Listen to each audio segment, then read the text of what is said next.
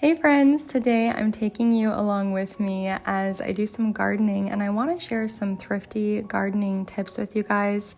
Just some ways that we've been able to save a lot of money over the years on our gardens and in our backyard.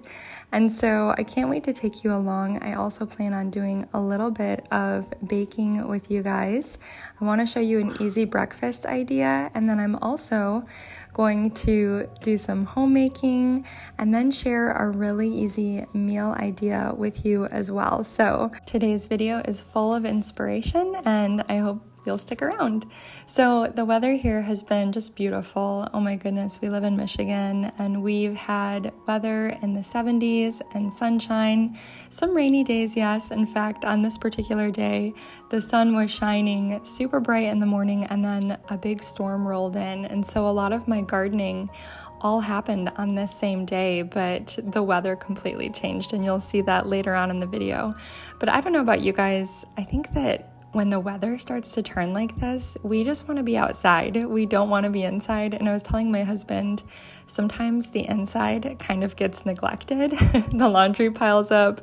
The floors really need to be vacuumed. And so I knew that on this particular day before I went back outside to work that I needed to get some indoor chores done. And it's hard for me. I have to discipline myself because the outside is just calling my name, and you can see this view out my bedroom window of the area that we've been working on.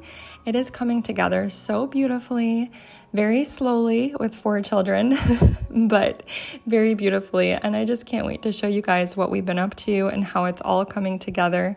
But before I take you guys outside, I have something fun that I want to share with you. Wait till you see this. All right, guys, I am so excited to talk to you about today's video sponsor, MyHeritage. When MyHeritage reached out to me, I was pumped because I love history. I love family history. Fun fact, my major in college was actually history education, and I know a lot about our family history, but I was very interested in learning more about my DNA. My dad has a book all about our family history, and so I know that we came over from England, but there's some German, there's some Polish blood in there, so I'm just really looking forward to seeing these test results. I actually have them here today, and I haven't opened them yet, so I'm like very, very excited to open them with you and see what they say. So MyHeritage is a leading global family history and DNA service that makes exploring your family history easier than ever. It's super easy to use. A simple cheek swab is all you need to do. It takes less than 2 minutes, and it helps you discover your origins and find new relatives. MyHeritage covers more regions than any other test out there. Your DNA results will reveal an ethnicity estimate, a percentage breakdown of your origins across 42 supported ethnicities, and 2,114 geographic regions. MyHeritage has so much to offer on their website. You can even upload old family photos and not only colorize them, but animate them as well, which is super neat. So like I said earlier, I've already sent in my samples. I did the cheek swab, I sent it in, and I got the email recently that my DNA test results have come back. So I'm gonna open it with you guys and see what it says. I'm very excited and just eager to open the email. And Mike is actually here with me. He's super curious too. He wants to see what my results are. So we're gonna open it together. We are excited to let you know that the results are in. So let's view the DNA results. 41% wow. Scandinavian. Oh my goodness. Okay, East European. 35%. Ooh, you've wow. got some Scottish in you. That is oh hilarious. My goodness. English. And you're only okay. 7% English. Isn't that funny? Wow. Scandinavian. I know. Balkan. Wow, 3.4%. That is wild. All right, guys, so MyHeritage is having a promotion right now. Make sure you click the link in the description below and use the code Pine for free shipping. All the details will be there. This was so much fun, you guys. I just think this is so neat, and I know you guys are gonna love it. So again, you can scan the QR code in the corner of the screen or click that link in the description box below and use the code PINE for free shipping so that you can get started on your MyHeritage DNA test and figure out what your ethnicity is. All right, so I'm just going to continue to tidy up the house before we head outside. Actually, I plan on going to a gardening center first to pick up all of my annuals for the year, and so I'm very excited about that. I'm also playing with some flowers here inside the house because we had a ladies' banquet at our church, and there were some bouquets left behind that ladies were able to take home with them, so I decided to take one home with me, and I'm just styling it here in this beautiful copper pitcher that I found antique shopping with you guys, I believe. I just love bringing fresh flowers into our home, especially as a homemaker. It just makes homemaking so much more enjoyable when you have beautiful flowers to look at. So I'm gonna put together something for the boys this morning that I make often when I have some sourdough starter that I need to get rid of. And that is a sourdough Dutch baby. So my boys really love Dutch babies. German pancakes, that's another name for them. And typically when I make them without sourdough starter, at least in my experience, they tend to puff up and get really beautiful. I have some stories on my Instagram that I have saved, and you can see what Dutch babies traditionally look like when you pull them out of the oven. However, whenever I use sourdough, they never really puff up like that. So I'm not sure why that is. Even in the photos, though, of the recipes that I use, their Dutch babies aren't puffed up either. They tend to be a little bit more dense. It's just basically a large pancake that you can cut up into pieces. And so that's what I'm making today. I usually double the recipe. I didn't today. We just wanted something to kind of hold us over before lunchtime, and I think it's just really easy for me to do because I'm not standing over the stovetop flipping pancakes. I can just throw it all into a cast iron skillet and then stick it in the oven and kind of forget about it. So I'm just feeding my starter now that I've used up most of it, and I don't ever measure. I just kind of eyeball it. I add a little bit of flour, a little bit of water, and try to get it to like a pancake batter type consistency.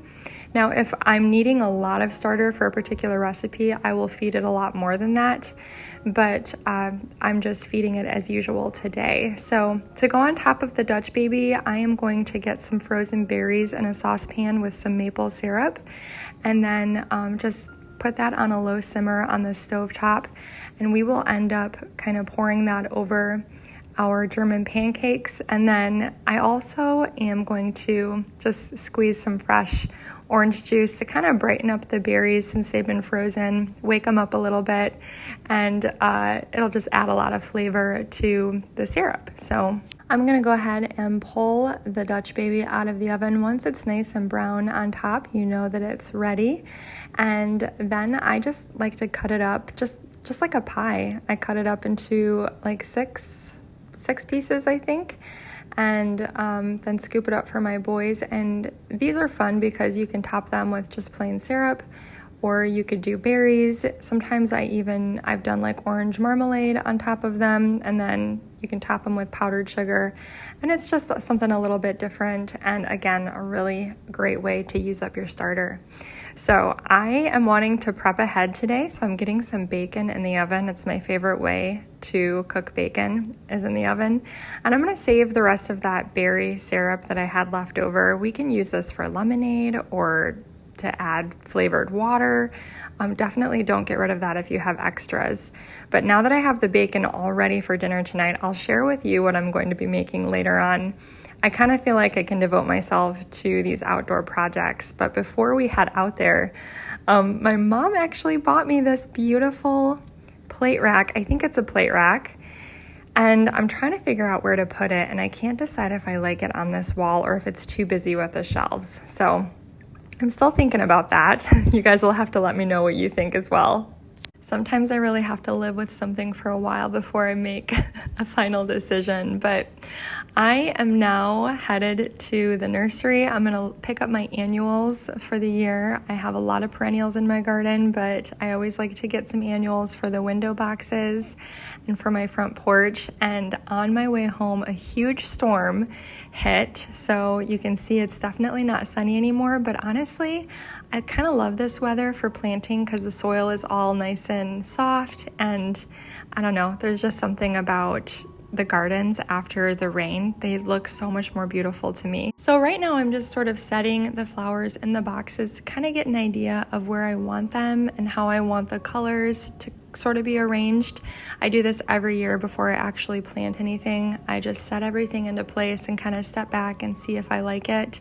I also buy a really big hanging basket for my porch. And what I like to do is I will put it in like a galvanized pail to kind of help it to sit upright a little bit more so that the flowers aren't dragging the ground. And then the area that I'm really excited to share with you is this little spot along the house. So I also bought some annuals for these little planters that I pulled out of the trash. Someone had these on the side of the road. They were getting rid of them, and I thought, oh my goodness, these are perfect for my little garden area that I'm working on next to the house. Now, I don't know with the dryer vent if these flowers are going to survive. Maybe they'll get burnt to a crisp, but I spent like $3 or $4 on each little petunia plant. So I would rather try this than spend $15, $20, $30 on a perennial that just ends up dying. So this is a little experiment. We'll see how it turns out. But all of these plants came from around my house. Hostas are so low maintenance. You can move them all over the place, split them up. You literally can't kill them. They're so beautiful and lush. And so I saved a lot of money on this little spot by just using everything that I already had. Most of these hostas were actually given to me from my neighbor, my sweet neighbor. And so the catmint that you see all over our property is from my mother-in-law. I'm always encouraging you guys to ask around to see what people are willing to share. If you have a tight budget for landscaping, you'd be surprised how giving your neighbors and family members will be. Sometimes people want to split up plants and get rid of things, and so that could be a really great opportunity for you to save some money. Now this area here, you can see this is what we've been working on. These were all flower beds back here, but we really want to utilize this space for vegetable gardens instead. I'm not a vegetable gardener. I've only grown tomatoes and strawberries. So this is quite the experiment for us. But I didn't want to get rid of those cool boxes that we built from this wood. Remember, it's treated wood, so it's got chemicals on it. We didn't want to use it for vegetables, but I also didn't want to get rid of it. This came from a ramp that was being taken down at our church. Really great use of materials. I'm always looking to repurpose and reuse. So I thought, what if we create this little entrance into the backyard, reuse those boxes and kind of move things around and create like a pea gravel walkway with stones that we already had around the property. So Ethan's just rinsing off the pea gravel here. We added a few fresh bags that we grabbed from the hardware, and then we just laid some cardboard down and some dirt from the back beds. And so far all I've moved is a couple of catmint plants, and then we also moved 2 of our purple salvia perennials there in the center that are pretty well established. So I'm going for like a blue and purple theme in these boxes with very low maintenance plants that don't give me problems, that fill out nicely. You can see we moved 3 of our lavender bushes over against the house right here. They're looking a little bit scraggly right now. I've got to trim those and clean them up, but we'll see how those do over here. But I'm excited about it. We have made a lot of progress over in these back garden beds. You can see we have a long ways to go. It's hard work. I've got a peony bush I need to move and some mallow that I don't know what I'm going to do with because it just kind of goes crazy.